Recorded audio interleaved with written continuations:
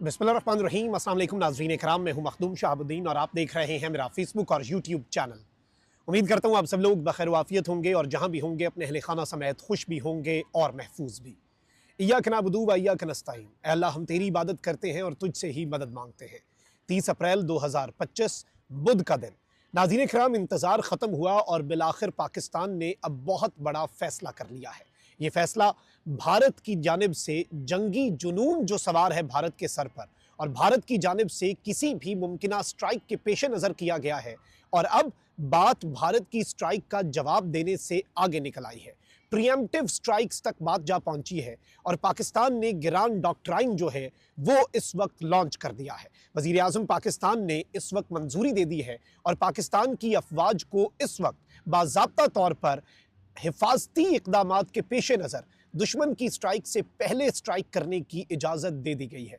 वहीं दूसरी जानिब एक मरतबा फिर LOC पर कुछ कशीदगी हुई है और दिन की रोशनी में भारत को किस तरह से मुंह की खानी पड़ी है और पाकिस्तान की अफवाज ने किस तरह से भारत की चौकियों को उड़ा कर रख दिया है, इस हवाले से विजुअल्स जो हैं वो भी हमें मौसूल हो चुके हैं। जबकि दूसरी जानिब भारत के अंदर भी बहुत सी मीटिंग्स चल रही हैं और आपको मालूम है कि एक जानिब तो नरेंद्र मोदी ने कल जो सारे सर्विसेज चीफ्स हैं उनसे मुलाकात की, फिर RSS का जो सरबराह है उससे मुलाकात की, फिर कैबिनेट कमेटी ऑन सिक्योरिटी की मीटिंग जो है वो भारत में ख़त्म हो चुकी है और उस मीटिंग के अंदर पहली मरतबा जो डिफरेंट किस्म के आपको मालूम है कि वज़रा हैं जो इससे पहले CCS में नहीं होते थे, जिनमें वज़ीर सेहत है, वज़ीर रेलवे है, वज़ीर ट्रांसपोर्ट है, उन्हें भी शामिल किया गया और ये एक सुपर कैबिनेट मीटिंग जो है वो मोदी ने बुलाई और इस सब के अंदर जो अहम तरीन फैसले हैं वो लिए गए। इसके बाद मैं आपको ये भी बता दूं कि इंडिया की जो नेशनल एडवाइजरी है, सिक्योरिटी एडवाइजरी बोर्ड है, उसमें भी तब्दीलियां करके साबका रॉ के चीफ को उसका सरबराह लगा दिया गया और साथ ही साथ अब एक हाई लेवल कमेटी जो है वो बनाई गई है।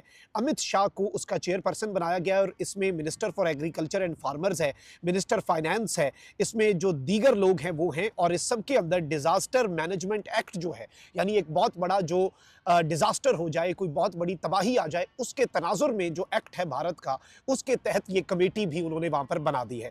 इससे आपको चीज़ों की समझ आ जाएगी कि भारत शायद एक तवील मुद्दती जंग जो है वो करने का भी सोच रहा है, क्योंकि एयरफोर्स जो है उसकी हद तक हमने आपको बताया कि कल रात भारत के 4 रफेल तैयारे जो हैं वो LOC के करीब आए, भारतीय हुदूद के अंदर ही परवाज करते रहे, लेकिन यहाँ पर आते जाते रहे। पाकिस्तान ने ना सिर्फ उन्हें इंटरसेप्ट किया बल्कि पाकिस्तान के तैयारे भी पहुंच गए उनके इस्तकबाल के लिए। तो फिर उसके बाद भारतीय जो पायलट्स हैं वो बौखलाहट का शिकार होकर वहां से चलते बने और उन्हें मुंह की खानी पड़ी। फिर आप ये देखें कि भारत ने LOC के अलावा अब जो इंटरनेशनल बॉर्डर है उसके ऊपर और सियालकोट वाली साइड पे भी अपना असला पहुंचाना शुरू कर दिया है और जो अखनूर सेक्टर है जम्मू का, जो इंटरनेशनल बॉर्डर है, उसकी भी वायलेशन की, वहां पर भी पाकिस्तान की अफवाज के ऊपर हमला किया। ऑल्दो यहां से फिर जब हमला किया गया तो भारतीय फौज के 2 बंकर्स जो हैं वो तबाह हुए। इनिशियली भारत की जो नीयत थी वो ये थी कि शायद हमारे सेक्टर के ऊपर भारत कब्जा कर ले। अब इस सारी की सारी सूरत हाल के अंदर पाकिस्तान के पास क्या ऑप्शन है? देखिए, पाकिस्तान के वजीर इत्तलात ने रात को आकर एक इंपॉर्टेंट मैसेज दिया 1:30 बजे के अगले 24 से 36 घंटे के अंदर भारत हमला कर सकता है।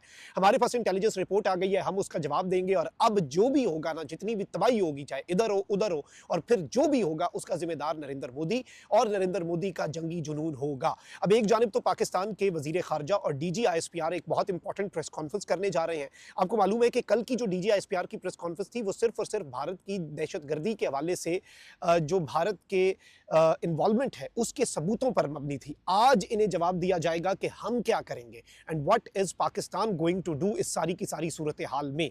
भारत के अंदर बहुत सी मीटिंग्स हो रही होंगी। नरेंद्र मोदी ने भारत के तीनों सर्विसेज चीफ्स को क्लीन चिट दे दी ना। कल ये कहा गया कि नरेंद्र मोदी ने तीनों को फ्रीडम दे दी कि आप अपनी मर्जी से अपनी कैलकुलेशन के मुताबिक जिस तरह की स्ट्राइक करना चाहते हैं वो करें।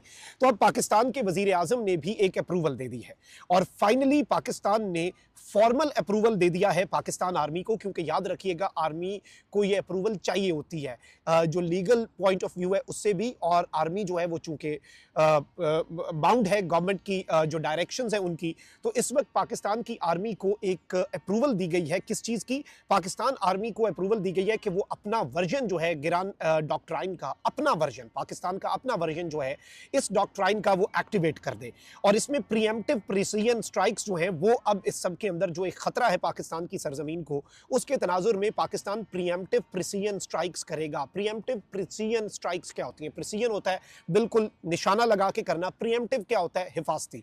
यानी देखें, एक चीज़ ये होती है कि आपको 100% पता चल गया है, इमिनेंट थ्रेट है आपके ऊपर और कंफर्म हो चुका है कि जी यहाँ पर हमारे फलाना दुश्मन है, उसने स्ट्राइक करनी है। एक पॉलिसी ये होती है कि आप कहें कि वो स्ट्राइक करेगा, हम उस स्ट्राइक को नाकाम बनाने की कोशिश करेंगे और उसके बाद हम जवाबी स्ट्राइक करेंगे। इससे पहले तक पाकिस्तान की पॉलिसी ये थी और पाकिस्तान ने ये ऐलान भी किया और मैंने आपको ये खबर भी दी कि पाकिस्तान के आला तरीन सिक्योरिटी ज़राए का ये मौक़िफ़ है। लेकिन अब जो सूरत हाल है वो बहुत मुख्तलिफ है। अब इस सब के अंदर नाज़रीन कराम ये है कि आपके ऊपर आपको कंफर्म हो गया कि सामने कोई बैठा है और उसने आपके ऊपर हमला करना ही करना है, तो आप क्या करते हैं? आप निशाना लगाकर प्रिसीजन अटैक करते हैं, प्रिसीजन स्ट्राइक करते हैं और ये प्रीएम्प्टिव स्ट्राइक होती है, यानी हिफाजती इक़दामात के पेश नज़र आप अगले की स्ट्राइक से पहले ही उस पर स्ट्राइक कर देते हैं ताकि वो स्ट्राइक करने की पोजीशन में ना रहे।